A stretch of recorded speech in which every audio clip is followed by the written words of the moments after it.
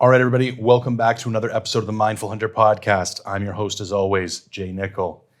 Somewhat interesting episode this week as I'm recording from Mexico. I'm in Cabo at the Hyatt Ziva Resort. Took off with the family. We're away for Christmas and really away for Christmas. Basically took off for 10 days, almost 5 days perfectly either side of Christmas. And just decided to get away.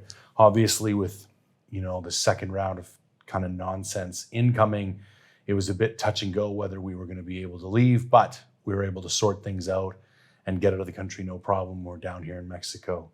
And I got to say, everybody's pretty mask heavy down in Mexico. Like the Mexicans wear them constantly, inside, outside, doesn't matter. Walking down the street, fully masked all the time. And I mean, with how hot it is, I don't know how they do it, but everybody's super polite about it. Nobody's rude. If you forget yours or walk into some place, they don't freak out. Sometimes they'll gently remind you. Sometimes they don't say anything at all. It's pretty low key.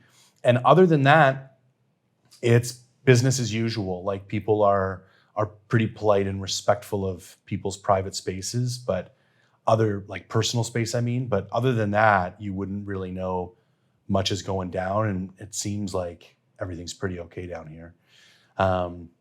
So yeah, that's where I'm at. I'm sitting in Mexico. I'm sitting in my room right now, kind of staring out the window at a kick-ass blue sky, ocean, whole 9 yards. So this week we are going to dive into my recent whitetail hunt. I am going to go over an in-depth gear list, and then I'm also going to break down the hunt because I think it is interesting. I've never really done much whitetail or tree stand hunting before, very minimally, like 1 or 2 days. This time I was in Montana, but that was about it. So it was a totally new experience for me. Had a blast, shot a doe on the last day. I'll get into all the details, but that's what we're going to dive into today. Now, to kind of all the housekeeping, as usual, the real big one is leaving reviews. If you on your podcast platform of choice, if you could give me a rating and leave a review, take 30 seconds, it really helps push it up the charts, and then more people hear about it. I always really appreciate that. And then if you're on another platform, likes, comments, shares, subscribes, all of those are super appreciated. And if you want to support the podcast directly, go buy some merch, mindfulhunter.com/shop. T-shirt, hats, stickers, whatever you want. Okay, with that out of the way, we're going to get into our regular columns for the week. So what's my weight at?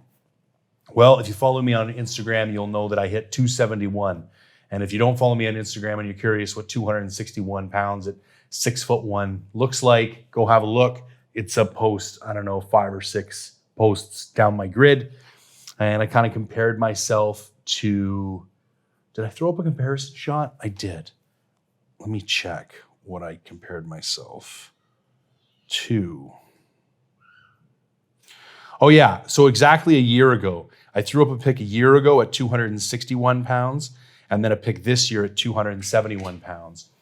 So this is kind of worth chatting about for those people trying to put on some size or just people curious about the process. So basically, I peaked last January at 264 pounds. And it was like a pretty sloppy 264 pounds. And I peaked this year at 271 pounds. And believe it or not, it was actually slightly less sloppy at 271. Still not a tight package by any stretch, but a little tighter. So I'd say I feel like it's probably reasonable. I put on 10 new pounds, have a little bit less fat. But that, for people who are, let's say, in the first 10 years of a really intense lifting journey, even though I've been lifting for more than 20, I've never bulked super, super hard like I have for the last 3 years.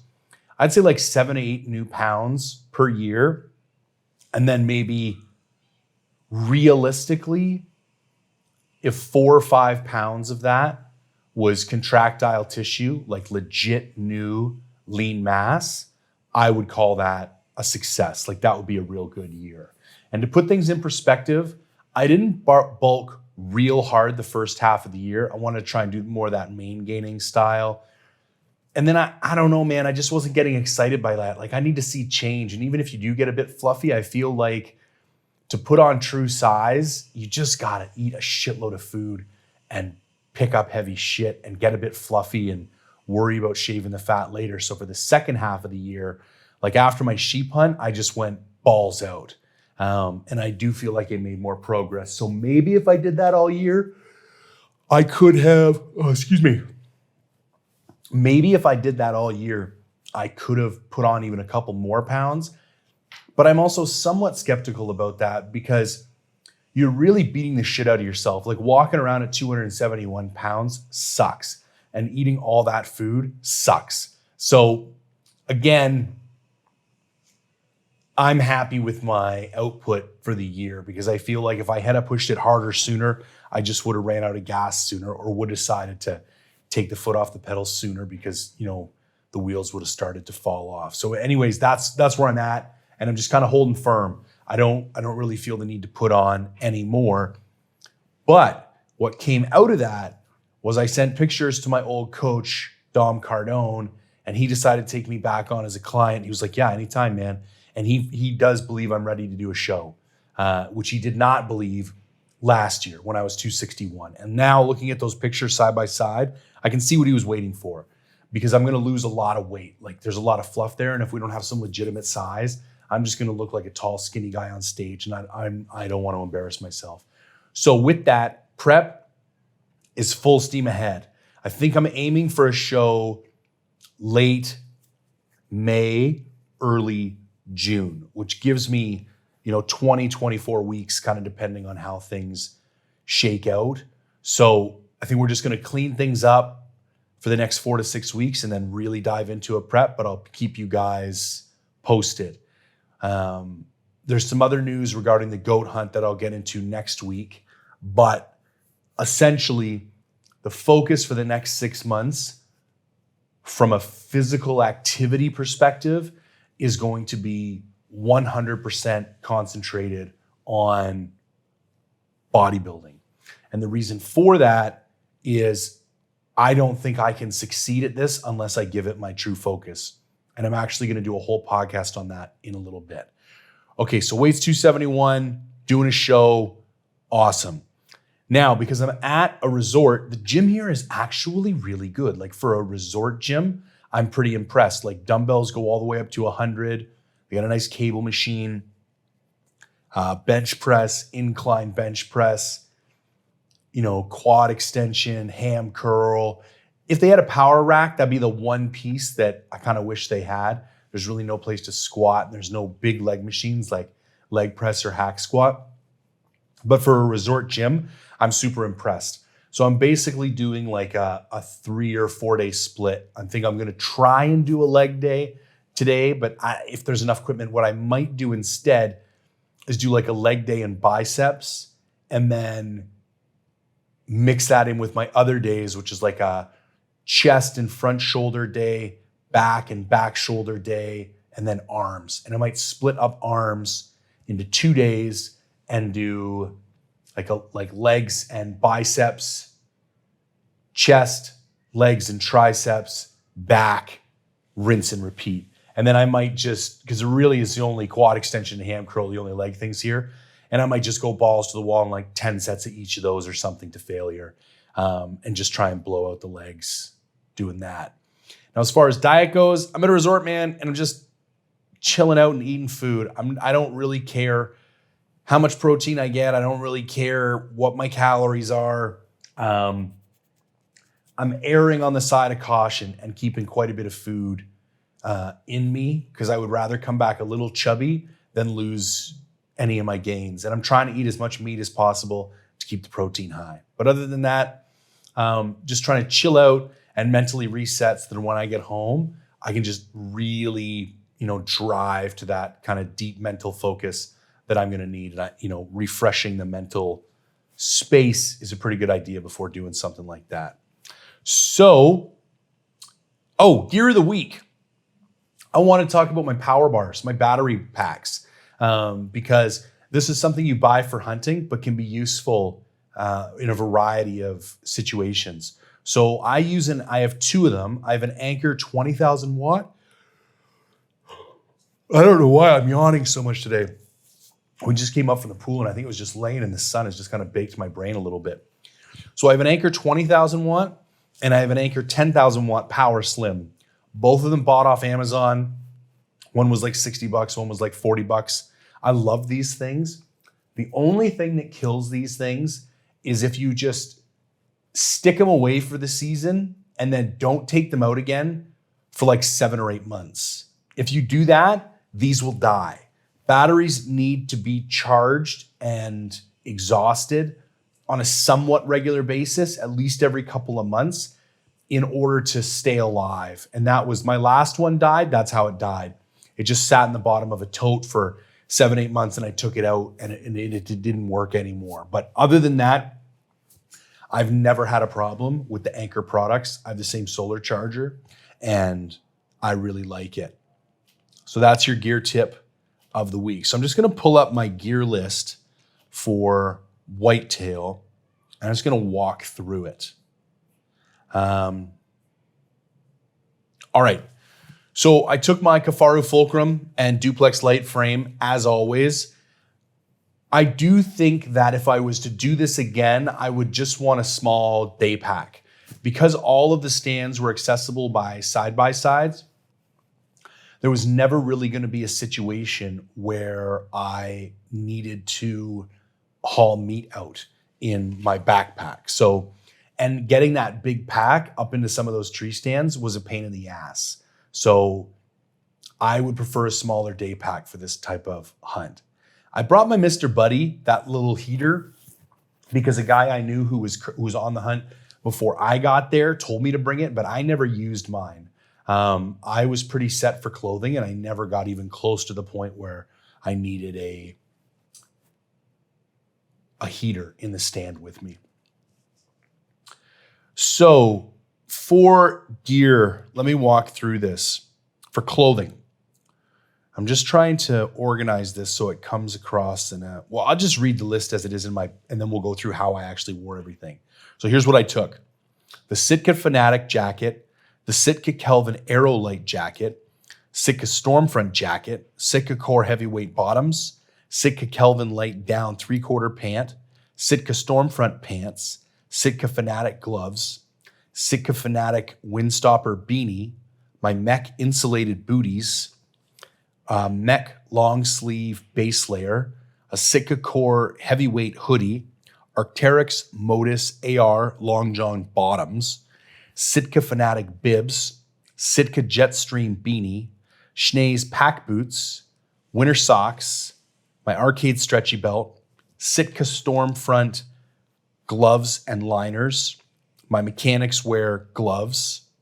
Okay, that's it for clothes. Now there's a ton of stuff, but here's the deal. I actually ended up wearing the same 5 things every single day. So the first sit that I went out for, and I'll break down the hunt after this, but the first sit I went out for, I wore the Sitka Core heavyweight bottoms and I wore a Helly Hansen, like maybe a 220 merino base layer. And then I wore the Sitka Core heavyweight hoodie and then the Fanatic jacket and the Fanatic pants. And what I found was the Sitka Core heavyweight bottoms and the Helly Hansen heavyweight top were too thick. And I basically felt, what's the word I'm looking for? Like really constrained and uncomfortable. And I think because there wasn't enough room in my clothing system, it was actually almost making me colder to a degree. So when I went back in from that sit, before I went out for the evening sit, I switched to the Arc'teryx Modus AR bottoms, which for me, for a long john, the single best long john I've ever worn. And it's very versatile. Like it won't overheat when it kind of warms up, but it still helps keep you warm when it gets cool. So I haven't tried anything else that's come even remotely close to that. for like a do-it-all long john. And I've had those on several hunts now and some pretty extreme hunts as well. And then I got rid of the Helly Hansen heavyweight merino top and instead went with like a lightweight mech base layer. Whatever that stuff is, it's like, I don't even know. It's got to be some type of polyester blend. I don't know. It's definitely synthetic, a little bit stretchy. Lots of like the mech name brand stuff is made out of this shit. I don't know exactly what the fabric is, but it's super light and super thin. And I wore that under the Core heavyweight hoodie. And that combo, so like those 5 pieces, the 2 thin base layers, the thicker base layer hoodie, the heavyweight hoodie, and then the Fanatic bibs and jacket, I wore those 5 pieces nonstop for the rest of the hunt, and it was perfect. I never had to get out of a stand. I stayed quite warm the whole time. So all that other shit that I rhymed off, the Sitka Fanatic gloves, I'm not a huge fan of, only because the sizing. I have several pairs of Sitka gloves, all in extra large. The Stormfront gloves and the Stormfront or the Blizzard mitts fit perfectly. The Fanatic gloves are way, way, way too small. Like I can't even wear them for 10 minutes and my hands are almost hurting from how small they are. So, and I think that's the biggest ones they sell, to be honest with you. I don't think they have any bigger ones. So that was a kind of a loss for me. Those were not as good as I was hoping for. So, but I wasn't so cold that I was wearing those mechanics glove most of the time. And that was really all I needed. And then when I wanted to, I put on those Blizzard synthetic insulated mitts when I needed to. And that kind of got me through the rest. All right, now did I talk about my boots yet? Right. So boots, that would be the other thing. Schnee's boots, 200 gram Thinsulate liner, a pair of snowboarding socks. My toes were a little chilly. Nothing that got me out of the stand. Maybe like a 5 or 6 out of 10 as far as how cold my feet were. I think what I would like to do is maybe invest in a pair of the 400 gram Thinsulate liners from Schnee's. Those things are so hot that even if you had to walk 200 meters, you'd end up with sweaty feet. But I think if you're just on a side-by-side riding to a stand and then just sitting in the stand all day, I think a 400 gram liner is probably a fantastic choice. So that was, I would do that for next time if I was going for like a deep winter stand hunt. I don't think I really have any other notes for clothing. Nope. Okay, weapon and camera gear. I took my Hoyt Pro Defiant 34. I had a front stabilizer, back stabilizer, shot iron will broadheads, S125s, Black Eagle Rampages. My whole arrow setup, including point weight, is probably about 575 grains, and I'm shooting an 80-pound bow. I had my Sony Alpha 1 with the Deity mic. I had a 24-70 on there. I took 2 GoPros and a couple of mounting options. So I took the stabilizers off for a day or two, thinking it didn't matter for 20 or 30 yard shots. And also because it made it difficult to get in the side-by-side and to get in the tree stand with the stabilizers on. But I did some practice shot shooting on the end of the second night. And I really don't like how my bow shoots without a stabilizer. I like a heavier bow that's a little deader in hand. And the pin settles a lot quicker for me and stays settled a lot quicker for me. But so I put those back on, and I wouldn't recommend taking them off. Here's the funny thing about the camera gear, man. There was a lot of learning lessons for me being up in those tree stands. There really wasn't a way. I didn't have like a clamp or a rig to hook up the big camera. So it never even came out of my bag until it was time to take some shots of the deer. And I kind of decided halfway through the first sit, I was going to make a film out of this. And then I was like, it's kind of a boring film. Like, I'm not the one who set the stands up. Some dude is literally just dropping me off. I sit in a stand until some dude picks me up, and then I shot a deer. Like, yeah, there was some challenge there as far as sitting that long and the rest of it, but I don't know. Didn't really feel film worthy to me.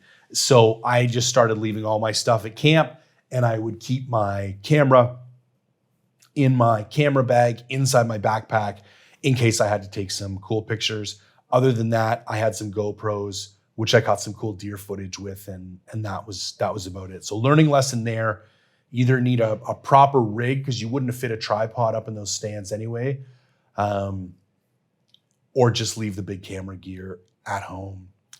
I took a bunch of other stuff that I never ended up using, like some thin, what do you call them?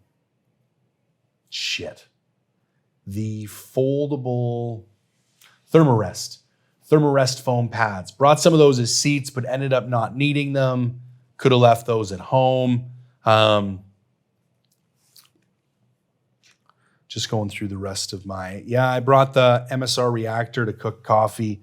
Didn't need that. Brought some headlamps, my Black Diamond Revolts. I did end up using those. And that was about it, man. Not much for gear for this hunt because, as I mentioned, everything was taken care of. I was staying in a lodge. I'll get into the hunt next, but basically that's why there wasn't really extensive need for gear, is that everything was taken care of for me. But I do think it was important to note those lessons learned about slightly warmer boots, better insulation, thinner base layers and less clothing actually creates more warmth and more mobility. So that was a big lesson for me. Didn't use any of my puffies underneath that system. And I was blown away by how quiet that Fanatic system is. This is the first time I've ever run anything like that. And I was severely impressed. So there you go. So up next, what I will do is I will break down the actual hunt. So let me back up and give some context. At the forestry company I used to work for, we got this contract in the Okanagan, and it was like way in the middle of nowhere, and there was no place to stay. And the area manager for that particular contract found this outfitter, Melvin, who owned Kettle River Guides. And because it was off season for him, we rented his cabins. And I even think they cooked and they organized some kind of day rate anyways for the whole facility and brought in a cook in the whole 9 yards. And the guys loved going out there. Cabins were great. Anyways, it worked out really good. And Luke, the guy who ran that show, used to tell me about Melvin and his guiding and all the hunts. And early on, I went on the website and I saw that he had this kind of late season archery whitetail hunt. It was only 3 days long. It's kind of affordable at like $2,500. Supposed to be pretty target-rich environment. And that had to be, I bet you that was almost 8-9 years ago when I first found out about this hunt. No. Maybe, well, yeah, it could be. Anyways, doesn't really matter. What I'm trying to say is that I've known about this hunt for a long time. And I've wanted to do this hunt for a long time. But just because of scheduling and other stuff, I've never been able to make it happen. But this year, I kind of remarked offhandedly to my wife. I was like, hey, how would you feel if I took off for 3 days and did a whitetail hunt? And the dates happened to fall in a way that she was pretty amenable. And she's like, yeah, go for it. So I was like, sweet. So I emailed Melvin and Tammy. I set it all up. I was super excited. And then, unfortunately, and it's kind of, I wouldn't say it's like general news now, but it is known. Melvin passed, and Melvin had a heart attack out in the field while he was moving some stands. And I wasn't sure what was going to happen with the hunt. Obviously, I didn't give a shit as far as my own personal, desires. Whatever they wanted to do, I was happy to do. If they wanted to keep the hunt on, I was more than down to come and hunt.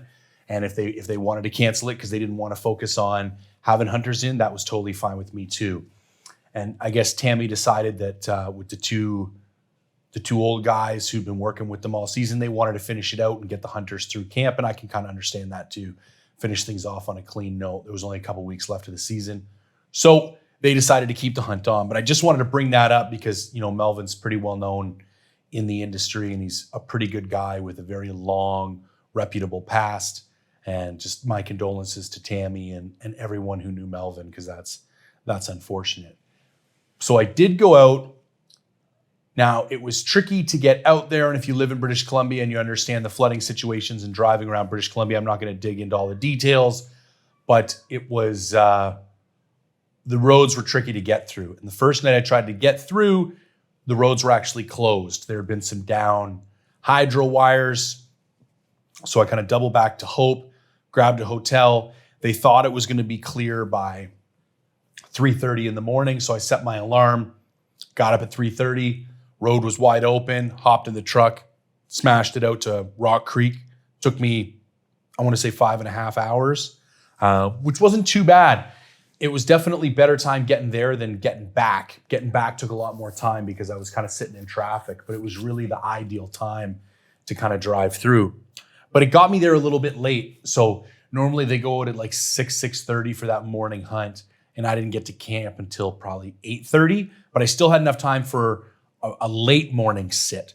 So ran into my room, great cabin. Everybody was super friendly. They helped me all get squared away, set everything up, and hopped in the side-by-side, and we headed out for a late morning sit. So got to the stand. It was a bit of a pain in the ass getting up to it simply because I'd brought too much gear, thinking I was going to film the whole thing. And that was another reason why I decided to kind of lighten up and just have a fun hunt and not film anything, because I wasn't into making everybody's lives difficult and making my own life difficult. So now being this is my first stand hunting, what have I done before? Well, I was in an elk hunt in Montana maybe 4 years ago, and there was a couple nights where just due to scheduling and whatnot, I couldn't get out to the field to hunt elk. So there was these stands where you can go sit for whitetail. And I sat there 2 nights, maybe 3-4 hours a night. But that's the only stand hunting I've ever done. That's not actually, I've done a little bit more. I've done a couple evening sits up at Lander's place for bear. He's got this one place called the Upper Field, which no longer exists. Somebody bought it and turned the place into a gravel pit. But there used to be a big old double ladder stand up there that I've sat in a couple nights waiting for bear. But anyways, long story long, I've barely sat in any tree stands. So it took me a little while to kind of get the lay of the land and figure out, like, okay, where am I supposed to, if you sat in tree stands, you know what I'm talking about. It's like, you can't take too many things out of your bag because you start tripping over things and things start falling on the ground. But you also don't want to leave too much shit in your bag, because if you want something at a crucial moment, you're not exactly going to be able to unzip your bag and reach in and get it. So it's this kind of like weird game of like, how much stuff do I keep out and at the ready? And how do I have all this stuff out without making this place a cluttered mess so I can still actually draw back a bow? So the first sit, sat for the morning, saw nothing. Went back to camp, had some lunch, changed my base layers, went back out to a completely different spot, had a night sit. This was like an old school wooden kind of handmade stand. It was pretty cool. Sat there. It was right on a river bottom. There was lots of traffic. Again, I didn't see anything. No does, no nothing. So first day, 0 sightings of anything, 2 sits, maybe 6-7 hours out in the stands in total. I think, what was this? This was like December 12th or 13th, I think. If I was to do this hunt again, the archery season opens December 1st, I would have started my hunt December 1st, because essentially you're trying to catch any remnants of the rut that you can. And I think the bucks had primarily gone back to nocturnal behavior, because we just weren't seeing any action. Some of the other guys in camps there was 2 other guys in camp. Just my first day, they were there for their last day. And then the last 2 days of my hunt, I was the only hunter in camp. So go back to camp, have a great meal, meet the rest of the guys. Also, it was pretty cool. This guy that we'd gone back and forth on Instagram a bunch, Bob Stetcher, was in camp. So we did a podcast from camp that night. That was super fun. And then got to bed in decent time to get up early the next morning. Got up early the next morning. Like the typical routine was like, hitting the kitchen for like 5:45, grabbing a cup of coffee, heading back to my room, getting dressed, checking some work emails, taking care of some stuff, and then depending on what stand you were heading to, maybe getting out of camp for 6:30. So we drove to a third stand, so 3 sits so far, 3 different stands, and sat there for a pretty long sit, like before daylight, and ended up sitting all the way until, I'm gonna say 11 o'clock. It's like a good 4.5 hour sit in the chilly morning. That one was a bit of a grinder. And I saw 2 does, really spooky, maybe came into like 40 yards, didn't have a shooting lane. One came in on my hard left, so I could barely see her. And as soon as they got even close, I don't know if they winded me or what, but they took right off. The one kind of bounced out and the other one just turned around and walked away, but sat there all morning. And then that was basically all that I saw. And then the evening, we went to where the one guy had been seeing the most bucks. He'd come full draw on a decent 4x2, like had a nice side with the 4, and then a bit of a kind of wonky other side that only had 2, but a decent looking buck, and decided not to take him. And so I sat there, we went back to camp, and then went out to this other stand that he'd been having luck for the evening sit, got there for maybe, I want to say 1:30, and sat there till 4:30. But that was a stand that like a bunch of does came in. I ended up seeing, quite a few deer, maybe 7 or 8 does over the course of the sit. And right at dark, I think a buck came into about 40 yards, but it had gotten so dark that I actually couldn't tell. But he was moving so significantly different than the rest of the deer. Like, if it was a he was far more cautious. He let the other does go in. He did look bigger bodied. Like, I'm pretty confident it was a buck. But again, it didn't really matter because it was so late at night. There's no way I would have taken a shot anyways. So I got that out of the stand, got picked up by the side-by-side and walked back to camp. And at this point, I'm 2 days deep into my 3-day hunt, and I've sat at 4 stands, and the one stand for sure has produced way more opportunity than any of the other ones. And not just for myself, but for other people as well. And I decided that I was going to go up the next day and sit all day. So I had to cook, make me a lunch. And here's the other thing. In this unit and region, you can shoot 2 whitetail. You can only shoot 1 antlerless and 1 antlered. So you can shoot a buck and a doe, but you can't shoot 2 bucks and you can't shoot 2 does. And based on the action that we'd had on that second evening, I felt pretty confident, like no matter what happens here, I'm probably going to be able to smoke a doe.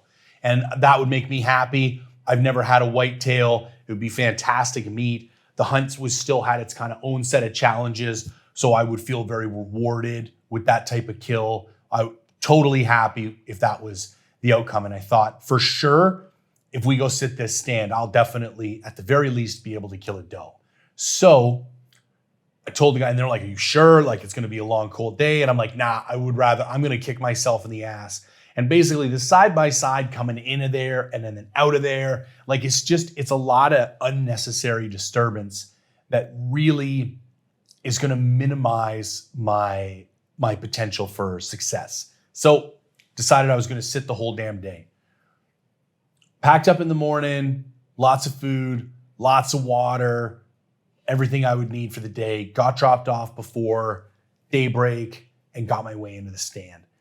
And basically these 2 does that had kind of been coming in and out the whole time, they're there right away. Like the side-by-side's not 5 minutes down the hill, and these 2 does are back. And the one is a good bit bigger than the other one. And I'm thinking to myself, I kind of want to shoot this doe, Then I'm like, I've got all day. So I let those guys pass. They're gone. Maybe they were there for a good hour and a half. So let's say they're there from 7 to 8:30. And then I see nothing until 12:30. Nothing. And then at 12:30, the same 2 does come back. And we had a buck on cam the day before at quarter after noon.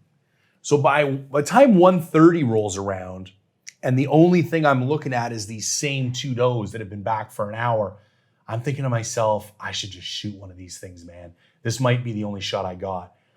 And there was one at 30 yards, eating grain, totally broadside. Like, I'm talking perfect shot. So I decided, okay, this is what I'm gonna do.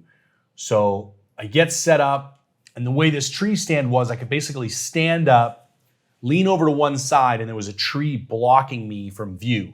Come back to full draw, and then kind of take this shimmy step backwards and basically just slide out from behind the tree at full draw. Sunk the pin, my 30-yard pin, which is my second pin. I got a 5-pin sight, 20, 30, 40, 50, 60. Put the 30-yard pin. Now, where I did put it is kind of right in the middle. So I went right at the point of the shoulder and then just went right in the middle. And I'll tell you why I'm making that point in a minute. And drew back, or I was already drawn back, kind of went through my shot sequence. I shoot a hinge and then it just let go. Nice surprise release. Shot felt great. And then crack. And the way it cracked, I was like, ugh, that's not good. I smoked her, but like the way it hit, that didn't sound like double lungs. Double lungs is more like a rotten pumpkin with a baseball bat, like boom kind of sound. And this was like definitely bones. But I'm shooting a 600 grain arrow at 80 pounds and with a double bevel, solid 125 grain iron will broadhead on there. So I'm not particularly concerned. The deer drops instantly, but is clearly not dead. She's kicking pretty good for a little bit. And what had happened when I watched it back in slow-mo is that clearly she ducked the string. And I remember telling myself before this hunt, and even while on the hunt, you got to shoot low. What I've always heard is like aim for the heart, because then if they don't jump the string, you're still going to get a heart shot. But if they do jump the string and duck, you'll probably catch mid-lung because they'll have kind of crouched down 6 to 8 inches. And I did not do that. In the kind of heat of the moment, I aim where I always aimed. And she definitely ducked the string. It turns out the entry wound kind of horizontally was perfect. But vertically, I was about 5-6 inches higher than I wanted to be. So I ended up catching like top lung and spine, and ended up breaking the spine with my arrow. And I didn't get a full pass through. The arrow went all the way through except for the last 4 inches. And then when she was rolling around the ground, she broke that last 4 inches off inside her. She kind of slid down this little hill. She might have gone 10 or 15 yards, and then she just expired. So this is like maybe 1:30 at this point. So I said, I'll give her half an hour. I'll let the place die down, and I'll see what happens. So gave it half an hour, got down out of the stand, dragged her kind of down to the bottom of the hill where the side-by-side turnaround was, took a couple pictures, and then went back up, covered up most of the blood. And then I decided, you know what? Why don't I just get back in the stand? I mean, who knows what's going to happen? It's not like you're hunting with a gun. Like, nobody heard anything anywhere. So maybe if a buck was still going to come in, maybe he'll still come in. Ended up sitting there till dark. 3 more does came in. And this was very interesting to watch. I actually had one doe walk up, like foot for foot, the exact blood trail that she'd left on the ground between the kind of bait pile and the side-by-side turnaround at the bottom of the hill. Sniffing the blood the whole way, not giving a shit. So this was a pretty interesting learning experience for me, because now I think based on what I've seen, I wouldn't hesitate to kill a deer if I could quietly get the deer out of the kind of kill zone. Like, here's what would have been the perfect way to do this. is phone back to camp or text back to camp. I didn't have any cell service, but I did have a radio, and say, listen, meet me 300-400 yards down the hill, because these hills are so tight and rolly that you can't hear the side-by-side until it's right up on top of you. And I could have dragged that deer 300-400 yards down the hill, thrown it in the side-by-side, sent them back to camp with the deer, and went back up into my stand. But anyways, 2 or 3 more does came in. One of them saw the dead doe, didn't seem to care. Another one walked right up the blood trail, didn't seem to care. They all went to the bait pile and ate the bait right where that doe had been killed, an hour, 2 hours before, didn't seem to care. So that was really interesting to me, because I don't know why I thought, but I had just always assumed that if an animal smelled the blood of its own species, it would get freaked out. But no, apparently not, man. Did it all. And it turns out nothing else of interest came in. No bucks. All the does that came in were smaller. She was definitely the nicest, kind of juiciest looking doe that came in. So I couldn't be happier. It was a great shot. Maybe a great shot is it was a good shot. The arrow went where I told it to go. Let's put that. I did not appropriately anticipate the ducking of the string, but other than that, I'm very happy with kind of my shot sequence and how all that played out. And then again, because I wouldn't have had an opportunity on anything else, I'm really glad I took the opportunity I did have. So yeah, they came up and picked me up in the side-by-side, and they were a little bit like, oh, you want to go home tonight? And I was like, yeah, I got to get home tonight. So when I told them I wanted to go home tonight, they were a little taken aback, because I think he thought I was going to have a bit of a, just hang it up and let things kind of calm down overnight. And I was like, I'm happy to do it myself. But no, they were super great back at camp. They quartered it up for me while I packed up my room, and then fed me dinner, and I hopped on the way and drove. Probably took 6.5 hours to get home. Took a lot longer to get home because, it was 7, 8, 9 o'clock at night. And there's just a lot more traffic. And it's the only route into the Lower Mainland for the rest of Canada right now. Both the number 1 and the 5 are closed at the time. I don't know if one of them is probably open by now. I don't know. I'm in Mexico. I don't know what's going on back in BC, other than the fact that these yahoos have seen fit to close gyms and everything else. And I'm not even going to get started on this because it pisses me off so much, but whatever. Maybe that's a podcast for another day. All in all, I had a riot. I loved the hunt. The people were great. I would totally do it again. I think I'll want to do some investigation and see, maybe I can find some spots and maybe start working on my own little whitetail area and kind of set up a few of my own stands and see what happens. But all right, short and sweet podcast today. If you could leave a comment, like, share, subscribe, deeply appreciate that. You need to get a hold of me, jay@mindfulhunter.com. Hit up the shop, buy some merch, mindfulhunter.com/shop. And from Mexico, that's all I got. So as always, thanks for tuning in.